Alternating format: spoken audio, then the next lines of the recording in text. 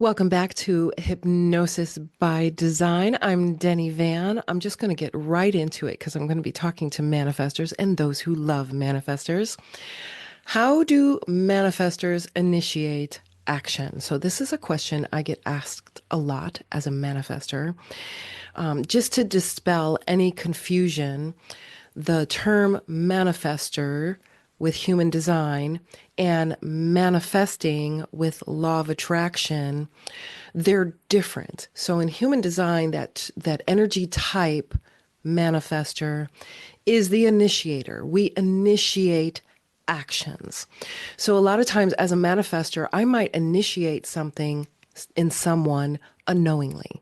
And I might say, do, or activate something in them unconsciously.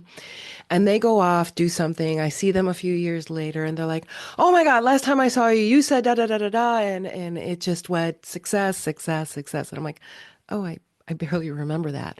So this is the initiation, and not initiate.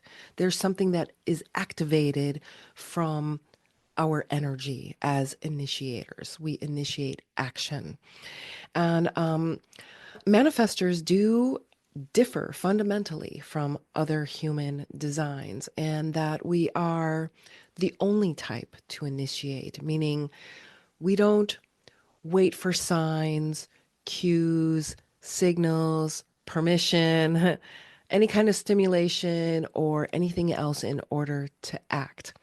And I know this because when I was 7 years old, I observed that I can go to the library and get free books because I was reading at 7 years old. And so I observed, I went to the library, the one in Logan Square, if you're from Chicago, the one in the circle in that area. So I went to that library and I observed how people took out books and brought back books. So I'd go to the library every day. And I saw that somebody came in and got a new library card. It was an adult, and they brought a phone bill with their address on it. That's all they brought was a phone bill. So I'm like, oh, all right. So I'm gonna go get a phone bill. So I go on the place where the bills were stacked, and I grabbed the phone bill and it had the address and everything. I'm like, yes, I live here. Went back to the library, and she was so nice. She knew I was just a kid, but she's like, all right, you can't see the address. What is your address? So she made me test. I said my address, and I got my first library card. So I started bringing home books and reading all kinds of stuff. And my mom is a generator. She got mad that I went and got my own library card. So I was able to initiate it for myself. I didn't need permission. I went through my own process of investigating. I'm a 5/1. And the investigating part was all unconscious. I just naturally did it. The one part of me is unconscious. So manifestors, they initiate action according to their true authority, not what's in the head, not what you're thinking, not your beliefs. It's your authority. So a manifestor's mind can measure and analyze potential actions. So it shouldn't be the decision maker. Instead, manifestors live by their authority, which is the internal mechanism that guides us to take the right action when necessary.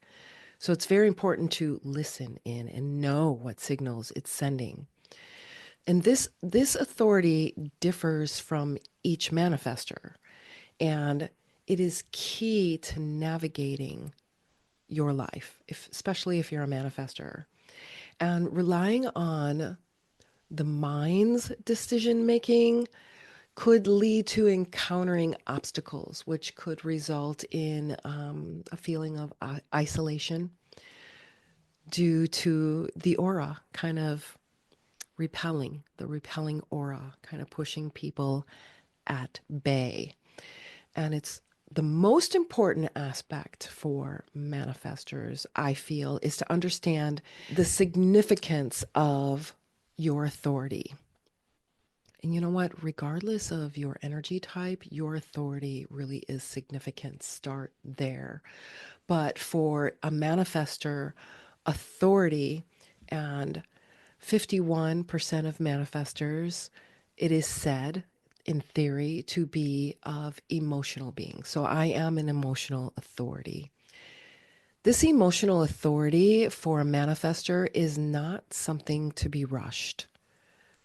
If we're on an emotional wave up and down, that's not a good time to be making any kind of decisions. So, unlike unemotional manifestors or non emotional beings, especially manifestors who are non emotional, they operate from spontaneously being in the present, whereas emotional manifestors need time. So if you're a splenic energy, you're going to know, oh, that's the decision. That's the decision. I've decided. But if you're an emotional manifester, you have to go through the emotional waves first. And you need time for that, for for the waves to kind of ride them and gain that clarity. And as emotional beings, it's really not wise to act until you receive or achieve that clarity. And it's okay, the FOMO, fear of missing out, that sale is going to be there tomorrow. It's important not to react to the sale emotionally. Tell yourself, you know what? If I feel the same about that purchase tomorrow, I will go ahead and get it.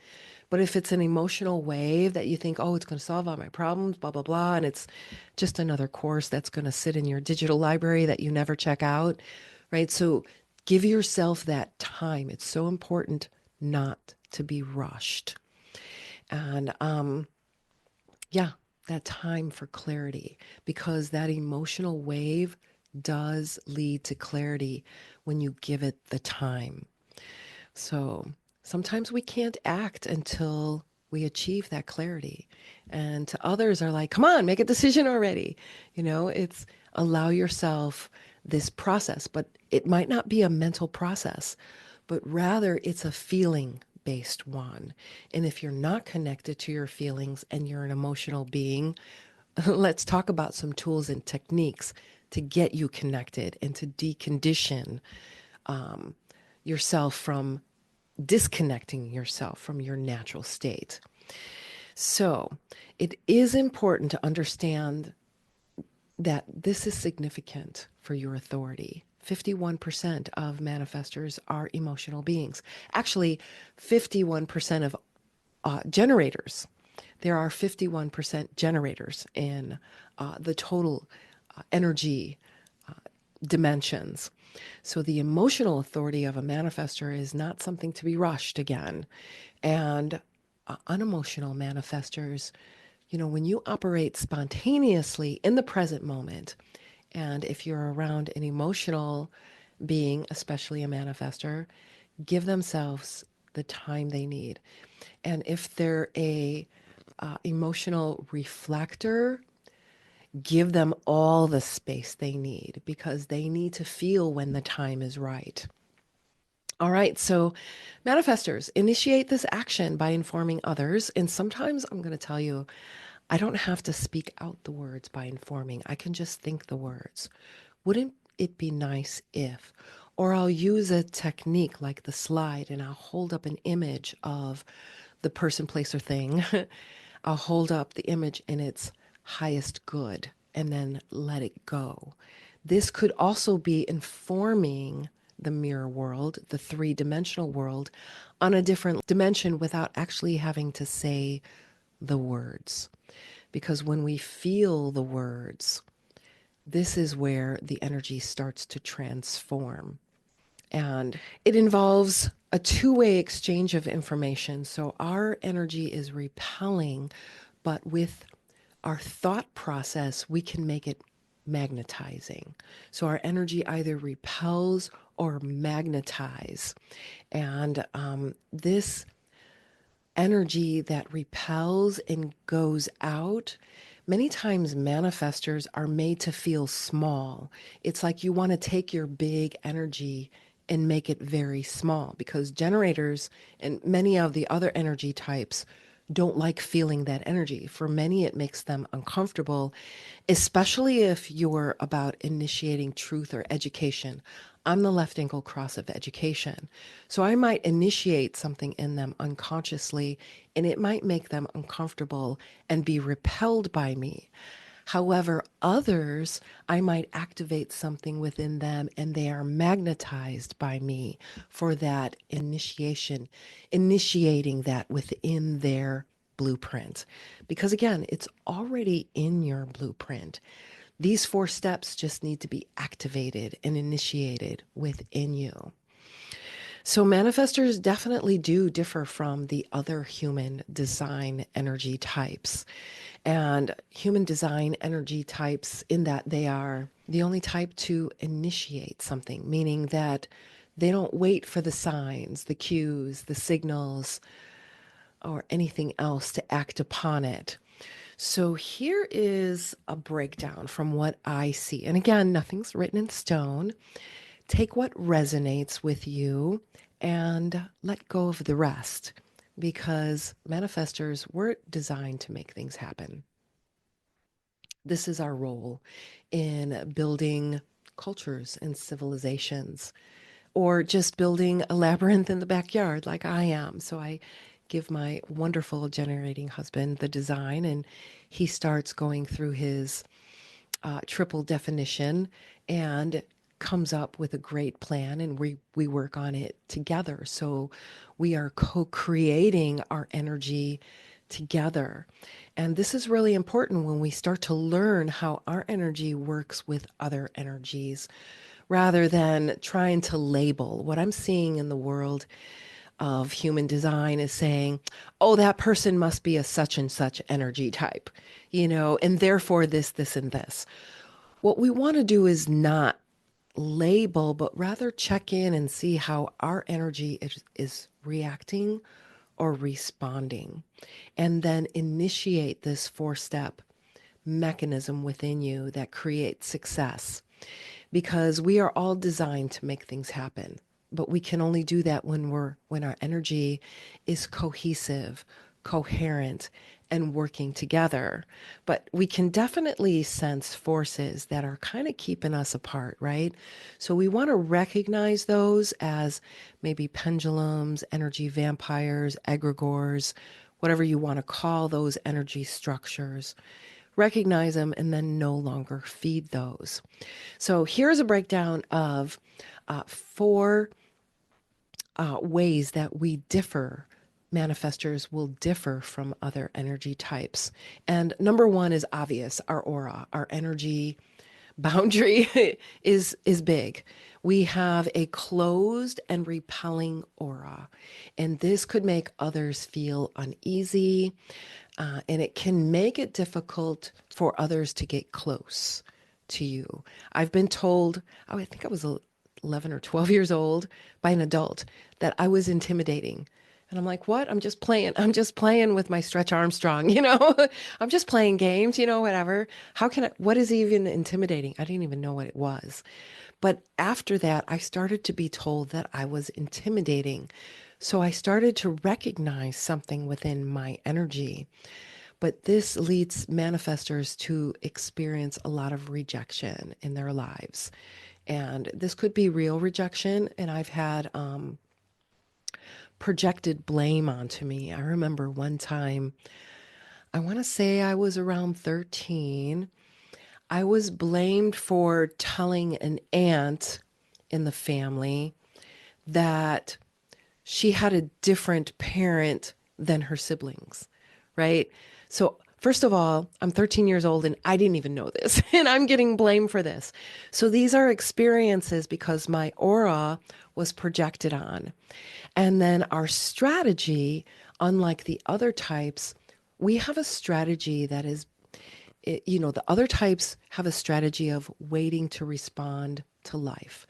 But a manifestor's strategy is to inform, And again, sometimes this informing is not actually speaking words. Sometimes just being in a room, acknowledging, observing is also a type of informing. When I'm in a space at peace, it informs my environment that it's okay for them to move about freely. But when my energy is not at peace, I'm informing my environment, and the people that come into my environment, they can feel it. And so when we check in, inform ourselves of where is my energy? Am I at peace? Do I need rest? Check in with where your energy. This helps to mitigate any negative effects that our aura may be creating unconsciously. The likelihood of meeting resistance, because our aura can create resistance. And then our not self, the manifestor's not self is anger. And when you have a very big aura that is repelling, it could push somebody else's energy out of the way. And this could make somebody else push back, right? Who do you think you are? And kind of we make our energy small again. When we make our energy small, it creates a lot of tension, physical, emotional, mental, spiritual. It creates so much tension that you just have to break it out. And this is where the anger comes from trying to make our energy small. And a way to find peace is to allow your energy to open and be in a state of relaxation. And there's a lot of talk about resting and manifestors. I can rest on my hour drive to my contract. I'm going to go to a contract and do my work that they hired me for, but it's an hour drive. So I have a choice as a manifester. I can be at not peace and tight, which is draining my energy, or I can allow my body to be at peace and check my mindset and create my intention to inform the path that I'm going on and the place that I'm going to with peace. And this actually builds energy rather than steals energy. And then I don't need as much rest. I don't need as much physical rest. I'm seeing manifestors talk about rest, but when they're resting, you might not be able to see it. I'm doing quote unquote, but when they're resting, their thoughts are going 10 miles an hour, 100 miles an hour. Their body is tight. They're doing a Netflix series of a scary movie that is creating cortisol and adrenaline in their body. That's not resting.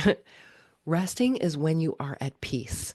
The focus should be getting your body and your mind at peace so that your energy can open and expand and create that openness of magnetizing the right people to you instead of repelling and people projecting on you your buttons, right? We all have internal buttons.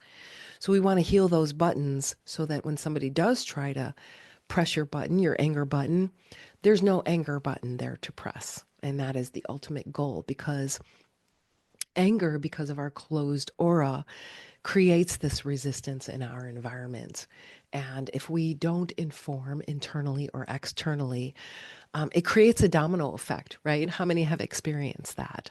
And it's internalized and it could be repressed. And this repression, suppression of anger can cause all kinds of physical dis-ease, if you will. And then the fourth way manifestors are different than other energy types is impact. Manifestors have a significant impact on others, even when they're not even aware of it.